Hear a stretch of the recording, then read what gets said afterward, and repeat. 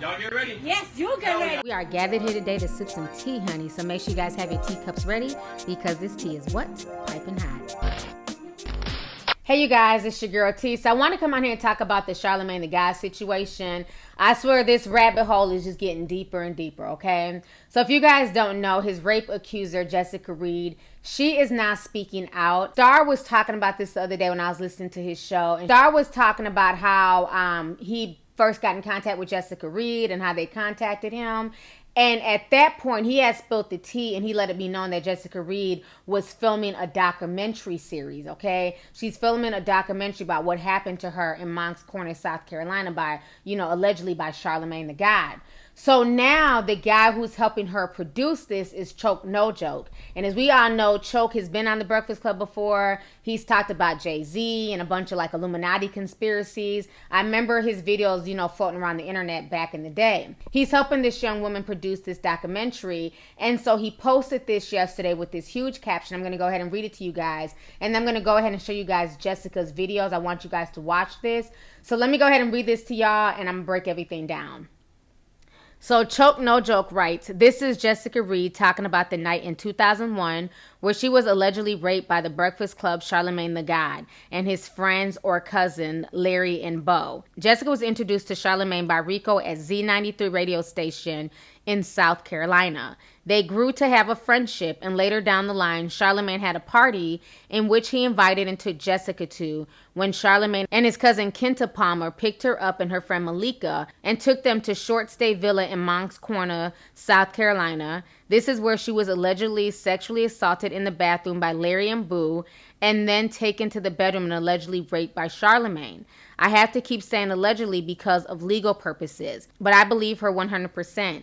Due to the bathroom scene being so graphic, I didn't want to post it here, but you will have the full story soon. If any of you read Charlamagne's book, this is the lady that he's talking about, and it's the same story that he told at DJ Academics. You have to go to YouTube to see Charlamagne's version of the story to see him admit to giving her the drink that drugged her, which made her helpless in this situation. Charlamagne did get arrested for his crime and did plead to a lesser charge in which he was sentenced to 3 years in jail, and he only had to do 3 years probation because the lesser charge was only him giving alcohol to a minor. He wasn't charged with rape because Jessica's mother didn't let her testify because she was a traumatized child and didn't want her to be tortured by the defense at such a young age. No media outlets won't cover Jessica's story because of Charlamagne's popularity, but I put myself on the line to give her a voice. I'm being stoned for it because that's God's will. Stay tuned for Justice for Jessica.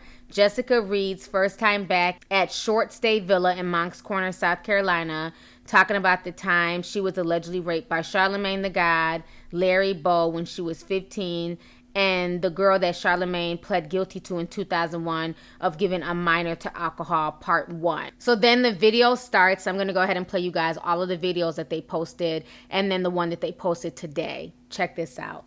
This is where everything took place. Villa number 30. This is where the party was. Me and Malika walked into the party with Charlamagne, his friends and cousins. I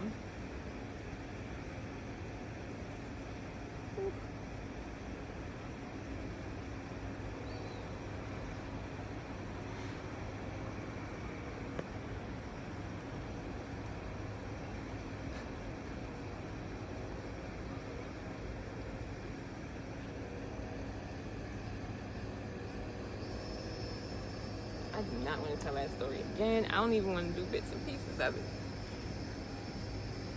Fucking over it.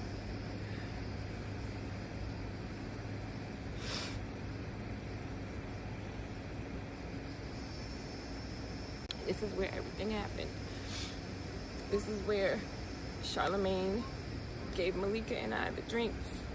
He himself made those drinks. He told me that I could trust him. I was like his sister. He would let nothing happen to me that night.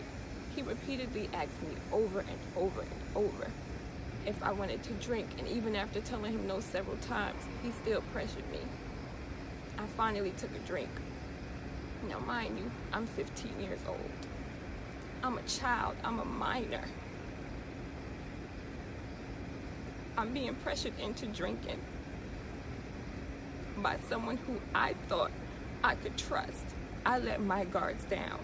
And I said, you know what? This is my friend. He won't let anything happen to me. And he betrayed me. He allowed his friends or cousins or whoever they me.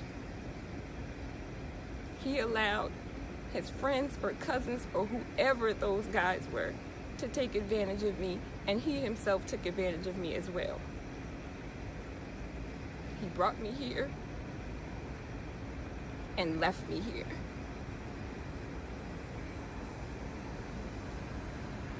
Never heard from him again. No phone call, no nothing. If you're so innocent and you didn't do anything, why didn't you pick up the phone and call somebody? Why didn't you ask, hey, is Jessica okay?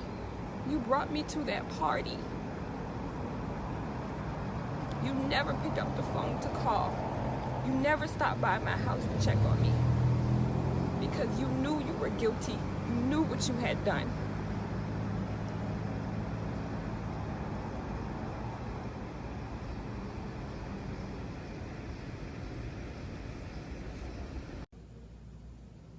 And then Charlamagne came into the room.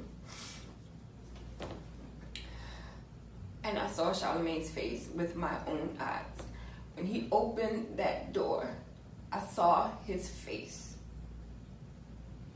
He came in the room, closed the door behind him, got in the bed where I was, and started taking off my clothes. And started talking to me in the process. And he kept saying things like, I told you I was going to take care of you and nothing was going to happen to you.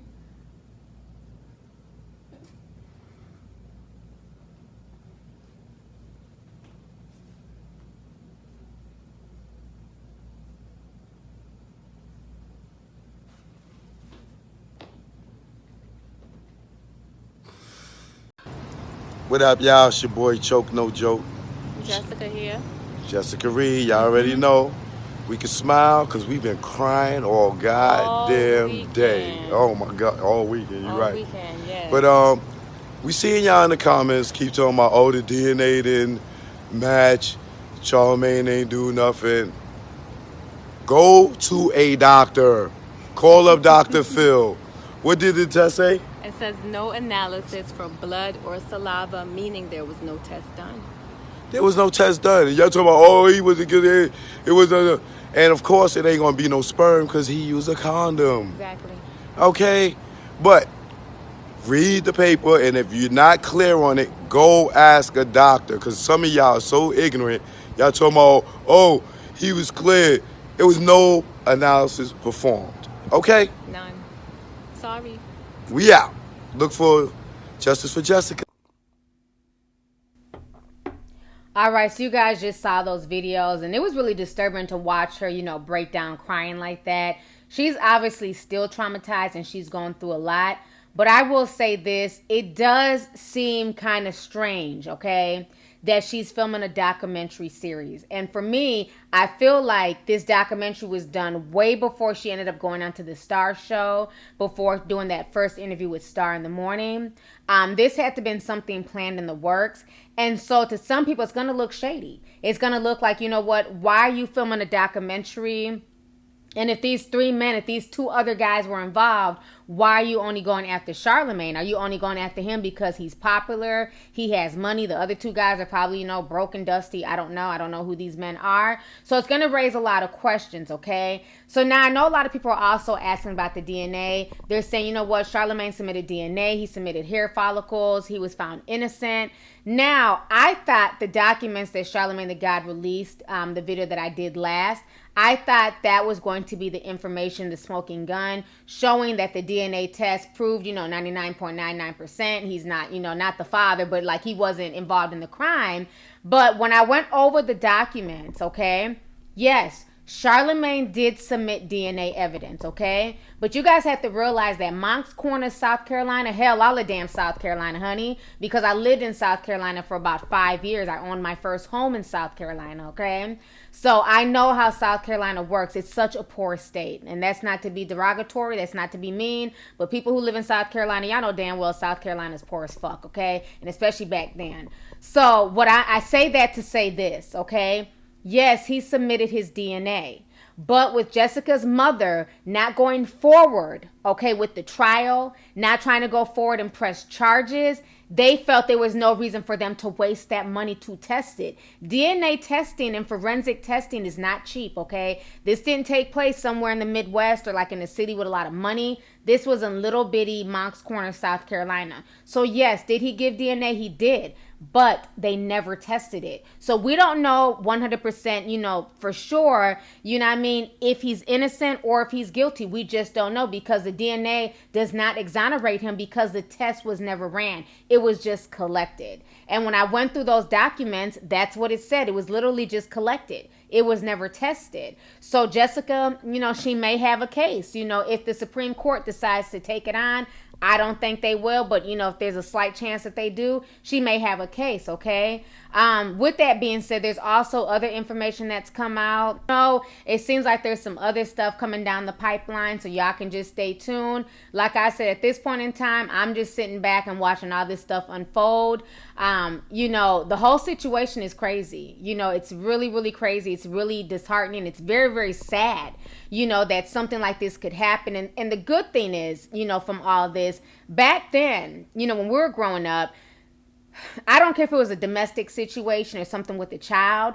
If people did not want to pursue the case, like the parents, they could just say, you know what, I don't want to take my child, to trial. I don't want them to go through this, or, I'm embarrassed, and they could fall back. Just like if it was a domestic situation, let's say a husband was beating the wife, and, they come, they see the bruises, but then the wife later doesn't want to testify because now they're back together, everything's all good. They would drop the case. Well, nowadays in 2018, it's not like that anymore. If something happens to a child, regardless if the parents want to pursue the case or not, the state is going to take over. Just like if something happens on a domestic violence situation, just like with Emily B's old goofy ass, even though she no longer wants to press charges on her husband, well, no, he's not her husband, that's just her baby daddy, on Fabulous, the state has picked up the case and Fabulous will end up going to trial. You know what I'm saying? So that's how it is nowadays because so many people would, just not want to show up. They would not want to testify. So now the state takes over the case. But back then when Jessica was a child, the state couldn't take over the case because that wasn't law. And her mom was the one who was her legal guardian, who had the right to decide if she was going to allow her daughter to go to trial or not. So it's going to be very interesting to see how all this plays out. Like I told y'all before, there's 3 sides to every story. His side, her side, and the truth.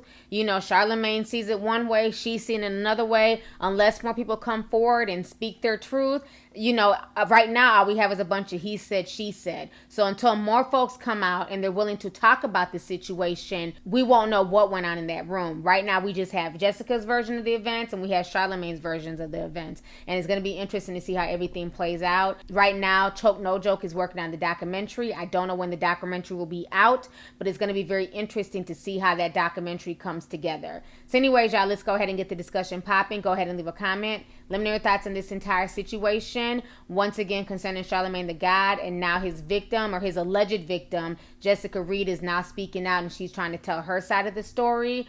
Are you guys buying it? Do you feel like, why is she only going after Charlamagne but not the other 2 guys? And then how do you feel about the whole DNA situation? Because a lot of people said that, that DNA is what exonerated him. But if you really look at the case closely, if you really go through the documents, the DNA wasn't tested. So let's go ahead and get the discussion popping. Go ahead and leave a comment. All right. Deuces.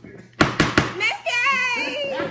Hey you guys, it's your girl T and I hope you really enjoyed that video. If you want to know more about my look of the day or if you want a way to contact me concerning advertisement and sponsorship deals, definitely feel free to click my description box. There's plenty of information in there. Please stay tuned for the next video. Talk to y'all later.